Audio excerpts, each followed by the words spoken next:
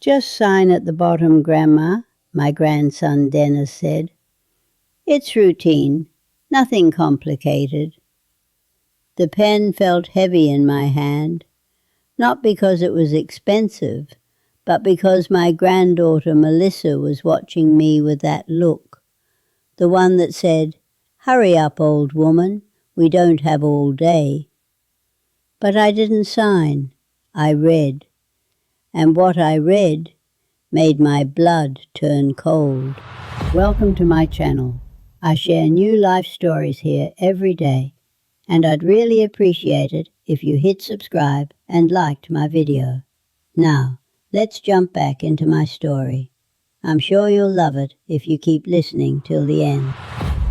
I had taught myself to read carefully. 43 years married to Harold taught me that much. He'd been a good man, honest and hard-working, but careless with papers, signed things without looking, lost money we couldn't afford to lose because he trusted the wrong people. A friend from church who needed a co-signer for a loan that was never repaid. A business partner who disappeared with our savings 3 months after Harold invested. After he passed, I made myself a promise at his graveside, standing alone in the rain while everyone else had gone home. I would read everything, every word, every line, every clause buried in the fine print that people hoped I would miss. I would never be caught unaware again. Dennis shifted his weight from one foot to the other, his leather shoes creaking against the hardwood floor. He was standing, not sitting, which should have told me something. People who want you to take your time sit down and get comfortable. People who want you to hurry stand near the door with their keys already in their pocket. Melissa checked her phone again, the blue light illuminating her face. The clock on my living room wall, the one Harold's mother had given us for our wedding, with its brass pendulum that had never stopped swinging in 46 years, ticked louder than it had any right to. In the silence between ticks, I could hear my own breathing, slow and measured. "Grandma?" Dennis said, his voice edged with impatience. "It's getting late. We have dinner reservations at 7. I kept reading. The document was 3 pages long, dense with legal language, winding sentences designed to make your eyes slide past the important parts. But I had time. I always had time now. That was one thing about being 74. The world expected nothing from you, so you could take as long as you needed. No one was waiting for me at an office. No one depended on my schedule. By the second page, I understood why they wanted me to hurry. By the third page, I understood something else, something that settled in my chest like a stone dropped into still water, sending ripples outward through everything I thought I knew about my family. This wasn't spontaneous.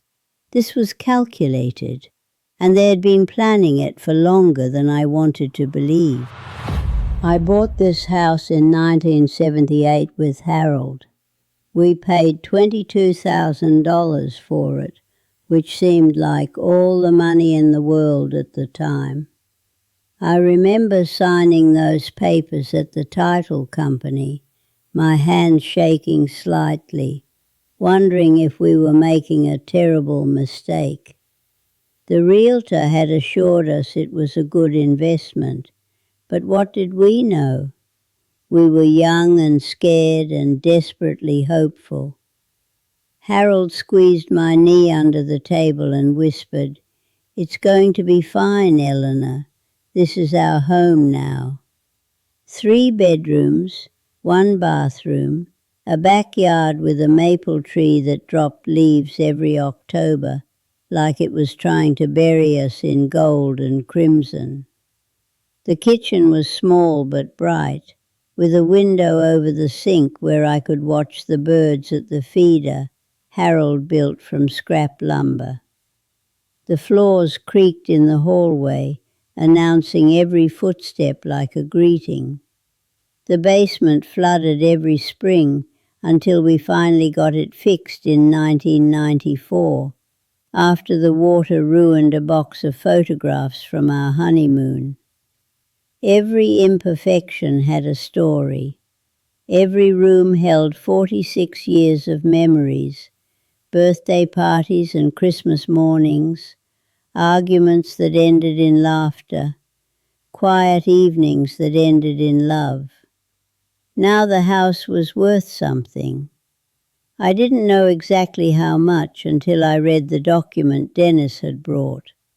The appraisal was attached to the back page, a formal document with an official stamp and a signature I didn't recognize. $460,000. The number looked wrong to me, like a typo, like someone had added an extra zero by mistake. But there it was, printed clearly in bold black ink, dated just 3 weeks ago. Someone had appraised my home without telling me. Someone had walked through these rooms, measuring and calculating, putting a price on my memories. The document itself was a power of attorney, broad, sweeping, absolute. It would give Dennis control over my finances, my property, my decisions. It used words like incapacitated and unable to manage and best interest of the principal. Legal words, careful words, words chosen by someone who knew exactly what they were doing and exactly what they hoped to gain. I was the principal, the person whose interests were supposedly being protected, the person whose entire life was being packaged up and handed over like a Christmas gift wrapped in legal ribbon. "You haven't been yourself lately," Melissa said, her voice soft, like she was talking to a frightened child who needed soothing. "We've all noticed. Mum has too. We just want to make sure you're protected. That's all this is, Grandma. We're trying to help." I looked at her, really looked, the way I hadn't in months.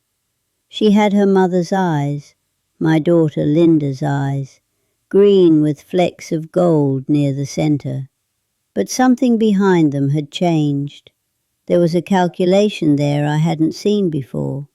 Or maybe I had seen it and chosen not to notice, the way we choose not to notice so many things about the people we love. "Protected from what?" I asked. Neither of them answered. The clock kept ticking. The pen sat on the table between us, waiting for a signature that wouldn't come. I should have seen it coming. The signs had been there for months, maybe longer, scattered like breadcrumbs through our conversations. Small things at first, easy to dismiss as concern or curiosity. Dennis offering to help with my bills because they were so confusing these days with all the online accounts and automatic payments. Melissa suggesting I shouldn't drive anymore because the roads have gotten so dangerous and people drive so fast now. My daughter Linda calling less and less frequently, her voice tight and distant when she did, until finally she stopped calling altogether. I told myself she was busy. Everyone is busy these days. I told myself I was being oversensitive, an old woman reading meaning into nothing, finding shadows where there was only light. That's what happens when you live alone. You start imagining things, filling the silence with suspicions that have no foundation. Then the visit started.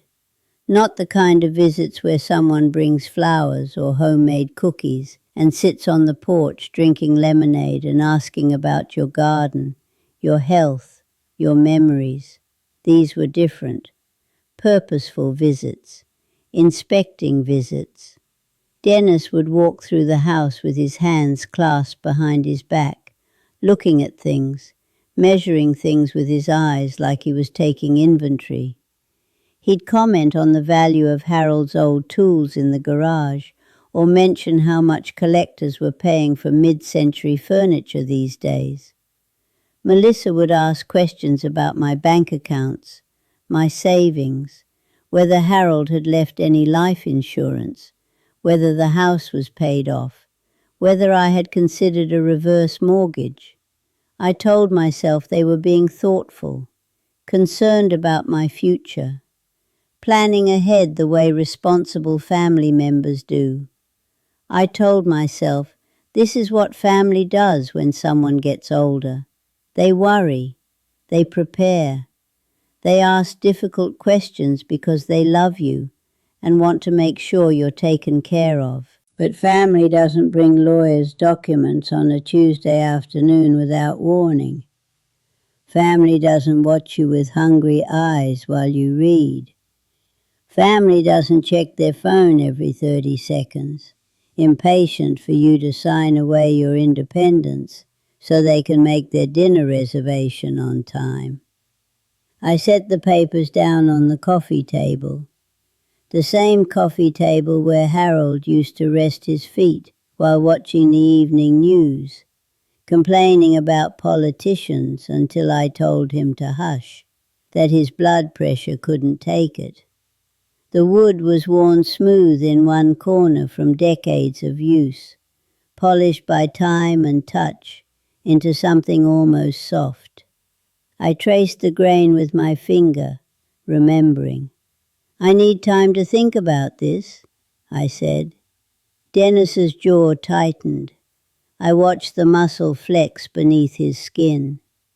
Grandma, the lawyer needs these back by Friday. He was very clear about the timeline. There are filing deadlines. Then the lawyer will have to wait. The silence that followed was heavier than any words could have been. In that silence I heard everything they weren't saying. And for the first time in months, I felt something other than confusion. I felt clarity. They left at 6:15. I watched from the living room window as Dennis's car backed out of the driveway, the headlights sweeping across my front lawn like searchlights, looking for something lost. Melissa sat in the passenger seat, her face lit blue by her phone screen, already typing a message to someone. She didn't look back at the house, neither did he. They pulled away without waving, and the red tail lights disappeared around the corner like dying embers. I stood there for a long time after they were gone, my hand resting on the cold glass of the window. The house was quiet in a way it hadn't been before, not peaceful, waiting, like it knew something was about to change, like the walls themselves were holding their breath to see what would happen next. I made myself a cup of tea, Earl Grey, the way Harold used to make it, with a little too much sugar and a splash of milk that made the colour turn cloudy like fog over water. I sat at the kitchen table with the documents spread out in front of me and read them again in the yellow light of the overhead lamp. Then again. Then a third time, making small notes in the margins with a pencil Harold had kept in the junk drawer for crossword puzzles. Each reading revealed something new, a clause about selling property as agent deems necessary, without requiring my approval or even my knowledge. A provision for accessing bank accounts without restriction or oversight. Those exact words buried in a paragraph of dense legalese. Language that would let Dennis make medical decisions on my behalf including decisions about where I lived and what kind of care I received, and whether I was capable of making my own choices. Where I lived. The phrase stuck in my mind like a splinter beneath the skin. I thought about the brochures Melissa had left on my kitchen counter last month, tucked beside the fruit bowl like they belonged there.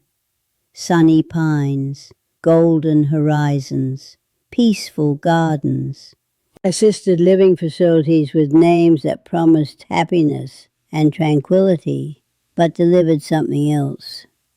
Small rooms with hospital beds, institutional food served on plastic trays, the slow erasure of everything that made you who you were. I had thrown them away without reading them, dropping them into the trash like they were junk mail addressed to someone else. But now I understood why they had appeared.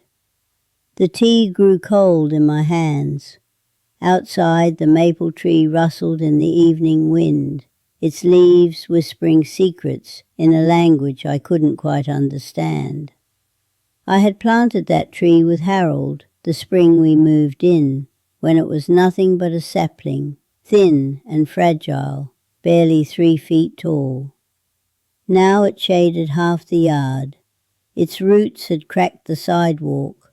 Its branches scraped against the roof when the wind blew hard.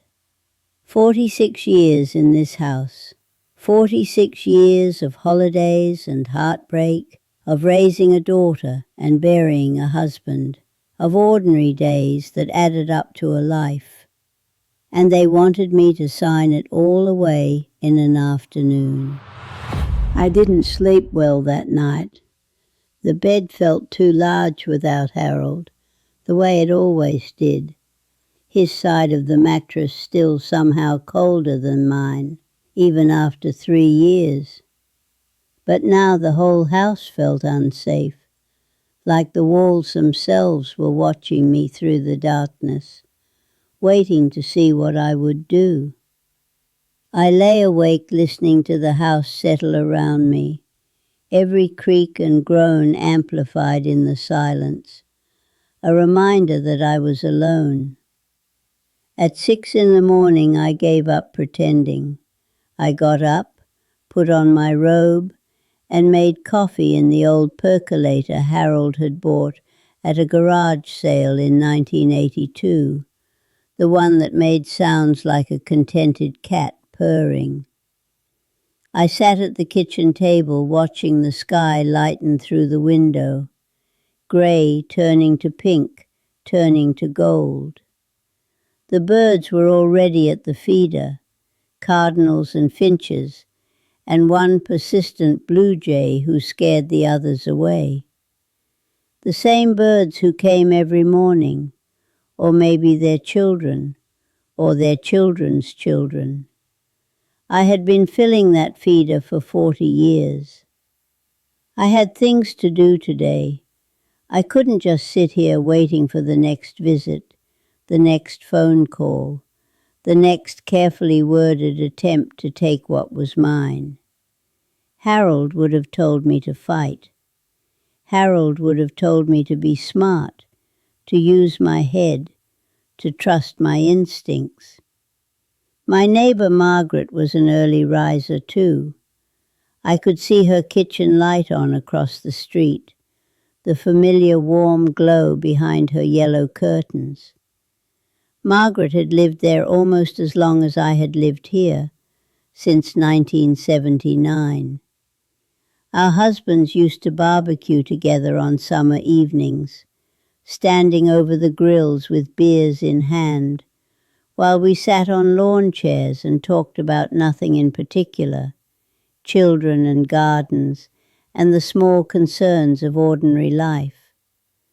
Her Robert had passed 2 years before Harold, and now we were both widows, keeping an eye on each other the way old women do. I remembered that her son was a lawyer, not the kind of lawyer who wrote documents like the one sitting on my table. He did something with taxes, corporate filings, business things I didn't understand. But he might know someone who could help. He might know what these papers really meant, what dangers lurked in their careful language. I called Margaret at 7, early enough that I worried I might wake her, but her voice was clear and alert when she answered, like she'd been up for hours. "Eleanor, is everything all right?" I told her. I told her everything, from the beginning, words spilling out like water from an overfilled cup. The visits that had changed in character, the questions about money, the document with its legal language and its careful clauses. She listened without interrupting, the way good friends do, and when I finished, there was a long pause. "Eleanor," she said, and her voice was careful, like she was choosing each word from a shelf of options. "That sounds like elder abuse." The words hit me like a slap across the face. Elder abuse. Something that happened to other people, vulnerable people. Not me, not my family. Margaret's son David met me at his office downtown on Wednesday morning. The building was tall and glass-fronted, all sharp angles and polished surfaces. The kind of place that made me feel small and out of place in my cardigan and sensible shoes. But David himself was warm and unpretentious, nothing like the building that housed him. He was younger than I expected, maybe 40, with kind eyes behind wire-rimmed glasses, and a handshake that was firm without being aggressive. He had his mother's smile. "Mum called me last night," he said, as he led me to a conference room with floor-to-ceiling windows overlooking the city. "She was worried about you. She said you needed someone to look at some documents, and that it was urgent." I handed him the papers, watching his face as he took them. He read through them slowly, carefully, the way I had, his pen occasionally marking something in the margins. His expression changed as he read. Not dramatically. Lawyers are trained to keep their faces neutral, to not give anything away to opposing counsel or anxious clients. But I saw it. The slight tightening around his mouth, the way his eyebrows drew together on the second page, the almost imperceptible shake of his head on the third. "Mrs. Patterson," he said when he finished, setting the papers down on the polished mahogany table between us. "Whoever drafted this document was not acting in your interest. I want to be very clear about that. This is not a standard power of attorney. This is designed to give complete and immediate control to your grandson. There are no protections for you built into this document. No limitations on what he could do with your assets. No requirements for accounting or oversight or even notification." I had known that. Somewhere deep down, in a place I didn't want to examine too closely, I had known it from the moment I started reading. But hearing it from someone else, someone with credentials and authority and no reason to lie to me, made it real in a way it hadn't been before. Made it undeniable. Made it true. He explained what the document would have allowed. Complete control over my assets, bank accounts, investments, property, everything I had spent a lifetime accumulating. The ability to sell my home without my knowledge or consent. The power to move me to any facility he chose. To make medical decisions on my behalf. To essentially take over my life as if I were a child and he were the parent. "This is predatory," he said quietly, his voice heavy with something that might have been anger or might have been sorrow. And unfortunately, Mrs. Patterson, it's more common than most people think. Families do this. People who are supposed to love you, supposed to protect you. They see an opportunity and they take it. They tell themselves they deserve it, or that they're doing it for the right reasons. I thought about Dennis carving the turkey at Thanksgiving, laughing at something his mother said. Melissa helping me hang ornaments on the Christmas tree. All those birthday cards and phone calls that had felt like love. "What do I do now?" I asked, my voice smaller than I wanted it to be. I drove home slowly, taking the long way through town, past all the places that had shaped my life. The elementary school, where I used to volunteer in the library every Tuesday afternoon, reading stories to second graders who fidgeted and giggled and occasionally fell asleep on the carpet. The church where Harold and I were married in 1975, both of us so young and terrified, and absolutely certain that we were doing the right thing, that love would be enough to carry us through whatever came. The cemetery on Maple Street, where he now rested under a granite stone, with his name and dates carved deep into the surface. Beloved husband, devoted father, words that felt too small for everything he had been. He would have known what to do. Harold always knew what to do, even when he pretended he didn't, even when he paced the kitchen at midnight, working through some problem in his head. He would have read those papers, looked at our grandchildren across the table, and seen the truth that I had been avoiding for months, maybe years, maybe their whole adult lives. They didn't love me. Maybe they had once, when they were young enough to love without calculation, without thinking about what they might gain. But somewhere along the way, that love had curdled into something harder, something with a price tag attached, something that looked at me and saw not their grandmother, not the woman who had held them as babies and bandaged their scraped knees, but an obstacle, a vault to be cracked open and emptied. I parked in my driveway and sat there for a long time, hands still on the steering wheel, staring at my house through the windshield. The white paint was peeling near the gutters, where it always peeled, no matter how many times I had it repainted. The garden needed weeding. The dandelions were staging their annual invasion. Small repairs I had been putting off because there was always tomorrow, always next week, always some other time. But tomorrow wasn't guaranteed. That was what this whole thing had taught me. You could spend your whole life building something, a home, a family, a legacy, and in one afternoon, with one signature on one piece of paper, someone could try to take it all away, unless you stopped them. I went inside and picked up the phone. David had given me a number for the Adult Protective Services Division of the county. A specific person to ask for, a woman named Sandra. A case number to reference if they tried to transfer me to someone else.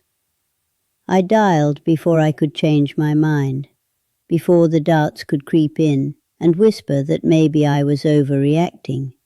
Maybe there was an innocent explanation. Maybe family didn't do things like this to family. The pen Dennis had brought still sat on my coffee table. Cheap plastic, blue ink, the logo of a bank I didn't even use printed on the side. I picked it up, felt its weight in my hand one final time. Then I threw it in the trash. A woman named Sandra came to my house on Thursday afternoon, right on time. She was about my daughter's age, mid-50s perhaps, with grey streaking through her dark hair and reading glasses pushed up on top of her head like a headband. She carried a leather portfolio and wore sensible shoes that looked like they had walked miles of difficult terrain. She had a gentle manner that put me at ease immediately, the kind of calm competence that comes from years of doing difficult work, of sitting with people in their worst moments. She sat in Harold's chair, the old leather recliner by the window that no one ever sat in anymore, the one I still thought of as his, even though he'd been gone for 3 years. And somehow it didn't bother me the way I thought it might. She looked right there, like she belonged, like Harold would have approved. I told her everything, the visits that had slowly changed in character over the past year, shifting from casual to purposeful, the pointed questions about money, about the house, about my plans for the future, the brochures for assisted living that had appeared on my counter like prophecies of a future someone else had chosen for me. The document with its carefully worded clauses, its legal language designed to confuse, its ultimate purpose now terribly clear. Sandra took notes in a small spiral notebook, her pen moving steadily across the lined pages, occasionally asking a clarifying question in a voice that was soft but precise.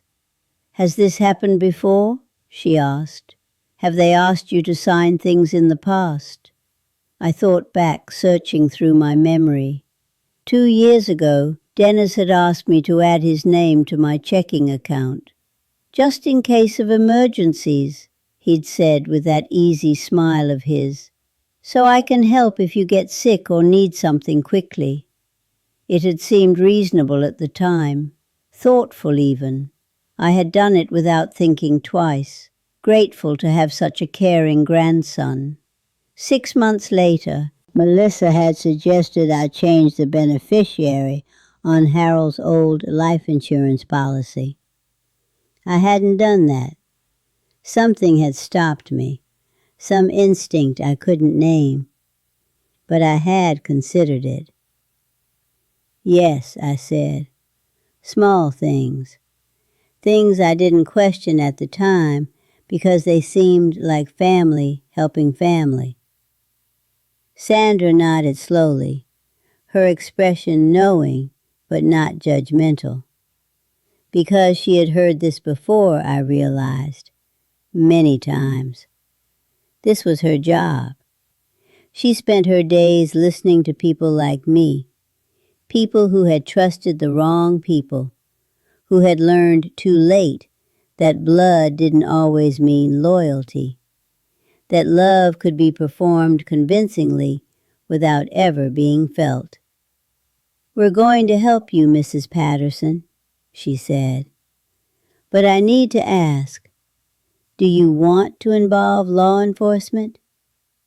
I looked at the photograph on my mantel.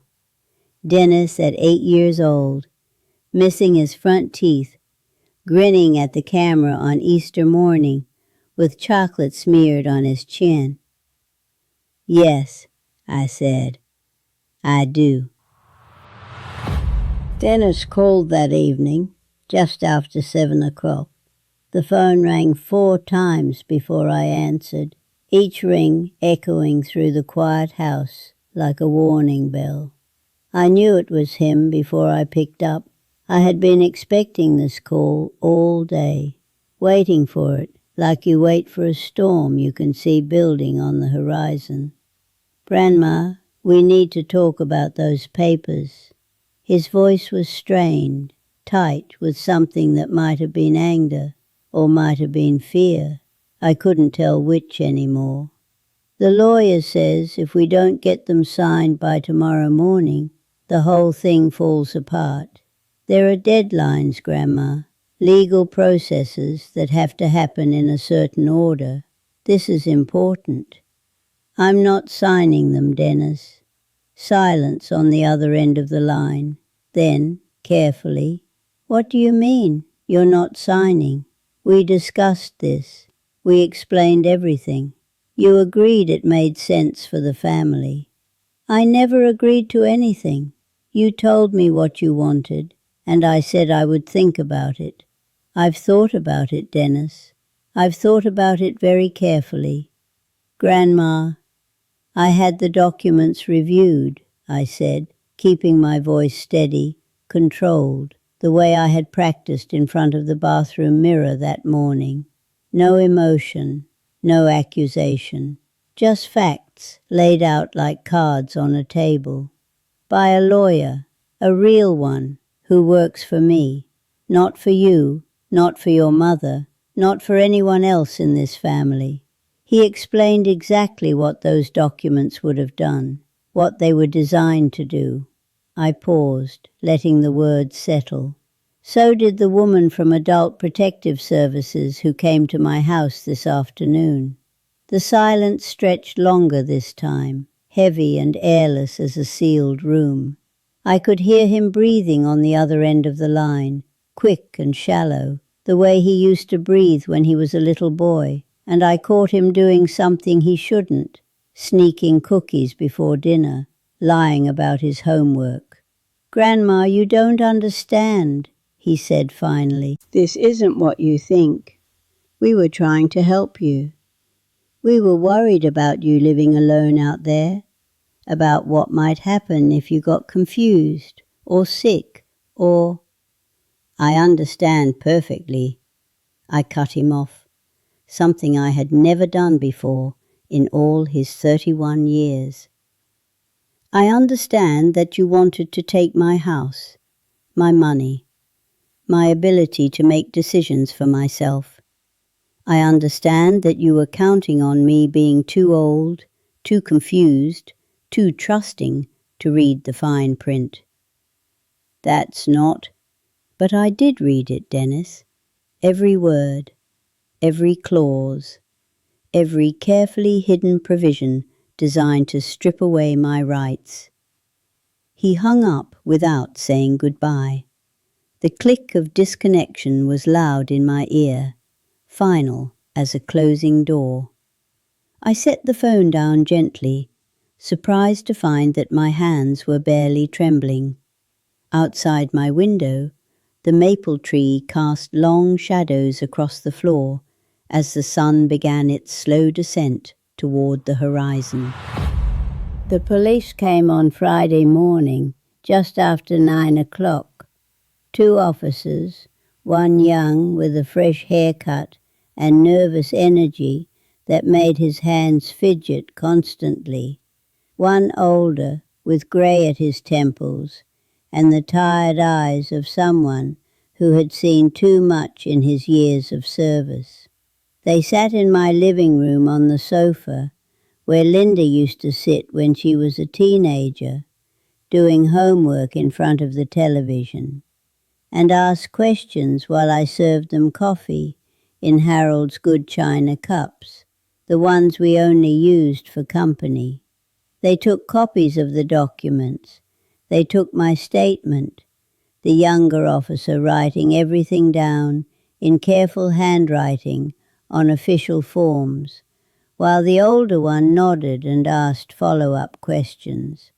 They told me that what had been attempted was a form of financial exploitation, a felony in this state, punishable by significant prison time. They explained the process, investigation, possible charges, potential consequences, in a way that was meant to be reassuring, but felt distant and strange, like hearing about weather in another country. I didn't feel victorious when they left. I didn't feel vindicated or relieved, or any of the things you're supposed to feel when justice is beginning to be served. I felt tired mostly, bone-deep tired, the kind that sleep doesn't cure. Tired and sad, and something else I couldn't quite name. Empty, maybe, like a bottle that had been poured out and not yet refilled with anything new. My daughter Linda called that night, the first call in 3 months. I almost let it go to voicemail, but something made me pick up. Maybe curiosity, maybe some foolish hope that remained, despite everything I now knew. Her voice was sharp with accusation, hard-edged in a way that reminded me of broken glass. How could you do this to your own grandchildren? How could you call the police on your own family? Dennis is devastated. He can barely function. Melissa won't stop crying. Do you have any idea what you've done to this family, Mother? Do you even care? I held the phone away from my ear, letting her words wash over me without penetrating, like rain sliding off a window. When she finally paused for breath, I spoke. Linda, did you know about the documents? She didn't answer. The silence stretched between us like a wire pulled taut, vibrating with everything we weren't saying. I see, I said quietly. Then I think we're done talking. I hung up before she could respond. The house was quiet around me, but it was a different kind of quiet now. Not lonely, not waiting for something to happen. Just still, peaceful, the way a house is still when it's been reclaimed by its rightful owner, when it belongs once again to the person who built a life within its walls. I made myself a cup of tea and sat by the window, watching the stars appear one by one above the maple tree, diamonds scattered across black velvet. I went back to see David the following week. His secretary, a kind woman with silver hair and reading glasses on the chain around her neck, remembered me and smiled warmly as she showed me to the conference room. The same room with the same floor-to-ceiling windows overlooking the city, but something felt different this time. The light seemed softer. The air felt easier to breathe. I walked in rather than being dragged. I want to change my will, I said, as soon as David sat down across from me, before he could even open his portfolio or ask how I was doing. He nodded slowly, his expression unsurprised. I had a feeling you might want to do that, after everything that's happened. We spent 2 hours going over my assets, my wishes, my intentions for what would happen after I was gone from this world. The house would go to a local land trust after my death, preserved as green space in a neighborhood increasingly crowded with identical developments and oversized McMansions. Harold would have liked that. He always said we were losing too many trees, too many wild places, paving over everything beautiful to make room for parking lots. My savings, modest but more than I needed for whatever years remained, would be divided among 3 charities. The food bank, where Harold used to volunteer every Saturday morning, sorting donated cans and loading boxes into the trunks of cars driven by people too proud to meet his eyes. The library downtown, where I had spent countless peaceful afternoons as a young mother, escaping into other worlds while Linda played in the children's section. And a scholarship fund for first-generation college students, because Harold and I had both been the first in our families to earn degrees, and we knew what doors that could open, What lives that could change. Nothing to Dennis, nothing to Melissa, nothing to Linda. David looked at me carefully before he wrote anything down, his pen hovering over the yellow legal pad. "Are you absolutely sure about this, Mrs. Patterson? These are your only living relatives, your only family." I considered the question seriously, giving it the weight it deserved. Was I sure? Could I cut off my own blood, the children of my child, the people I had held as infants and watched grow into adults? Yes, I was sure. Because love couldn't be demanded or bought or leveraged. It had to be freely given, and what they had offered me wasn't love at all. It was a transaction, a hostile takeover dressed up in family visits and hollow words of concern. "I'm sure," I said. I signed the new documents with my own pen, a fountain pen Harold had given me on our 40th anniversary, with a mother-of-pearl handle that caught the light. The ink was blue, rich and deep, and it flowed smoothly across the page. This signature was mine. This choice was mine. That made all the difference. Spring came early that year, the crocuses pushing up through the last patches of snow in late February, defiant and hopeful. I spent my mornings in the garden, pulling weeds that had gotten a head start on the season, and planting bulbs for flowers that would bloom when I might not be here to see them. I talked to Harold while I worked the soil, the way I always did when my hands were buried in the earth. He never answered, of course, but I liked to think he was listening somewhere, nodding approval at the tulips I had chosen, shaking his head at the stubborn patch of crabgrass by the back fence that nothing seemed to kill. Margaret came over sometimes with her own gardening tools, a trowel worn smooth by decades of use, and gloves that had been mended so many times they were more patch than original fabric. We worked side by side without needing to talk much. Comfortable silence, the kind that only exists between people who have known each other a very long time. She had become a true friend in these past difficult months, a real friend, the kind who didn't want anything from you except the pleasure of your company. The kind who showed up with casseroles when you were too tired to cook and stayed to eat them with you. "You seem different lately," she said one afternoon, straightening up from the flower bed and wiping dirt from her gloves, studying me with those sharp eyes that missed nothing. "Do I?" "Lighter somehow, like you finally set something down that you were carrying for a long time without even knowing you were carrying it." I considered this, my hands still buried in the cool, dark earth that smelled of rain and possibility. Maybe she was right. For years I had been carrying something without naming it, the weight of expectation, of family obligation, of believing that blood meant automatic loyalty and physical presence meant genuine love.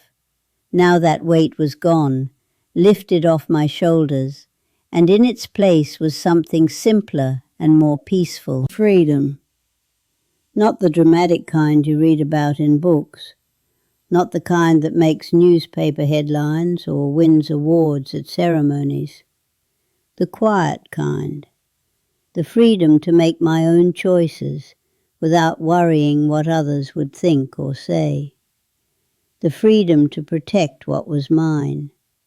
The freedom to say no and mean it.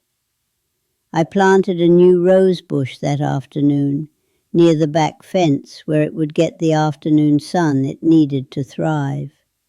A climbing variety, the nursery woman had told me with enthusiasm, that would cover the old wooden trellis within 2 years if I tended it properly and gave it enough water. I might not be here to see it reach its full height, covered in red blooms. The thought didn't frighten me the way it once might have. I planted it anyway, pressing the roots firmly into the dark soil, watering it carefully, staking it against the spring winds. That's what hope looks like, I think, when you're 74. Small acts of faith in a future you may not witness. Gardens planted for someone else to enjoy. It's October now, and the maple tree is dropping its leaves again, carpeting my yard in red and gold and amber, the way it has done every autumn for 46 years.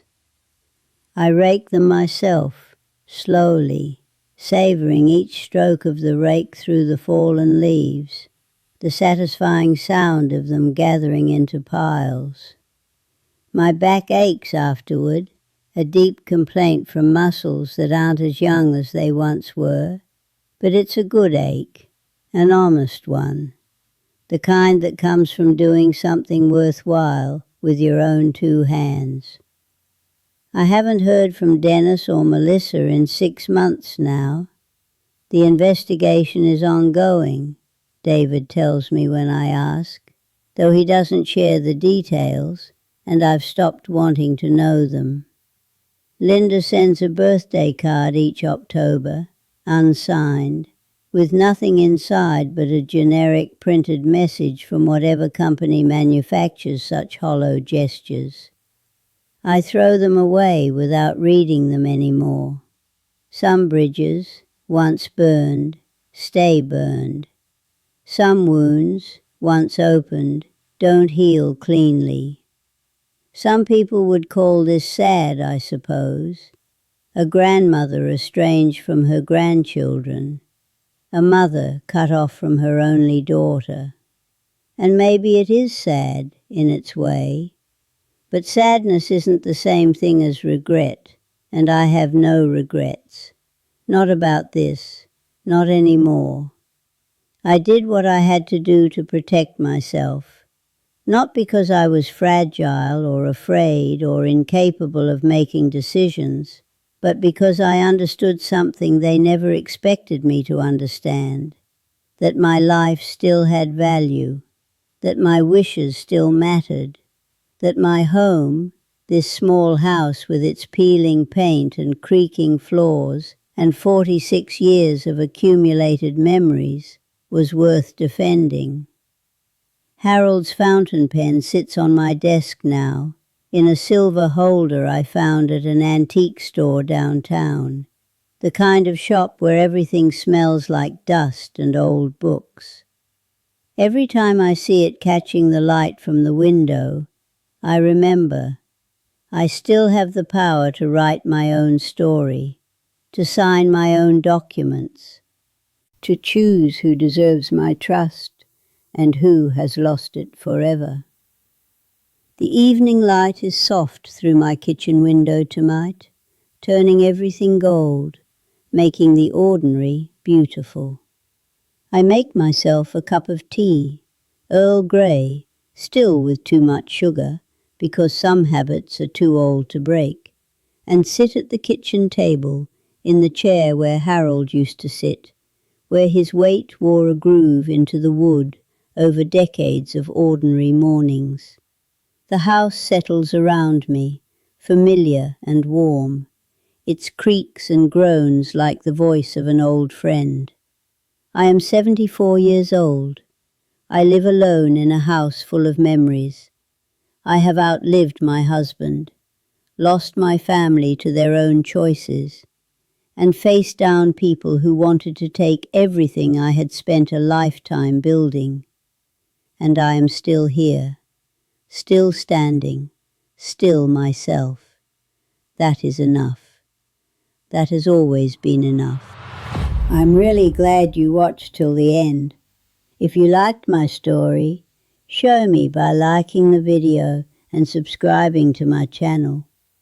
Write in the comments which city you're watching from and what time it is.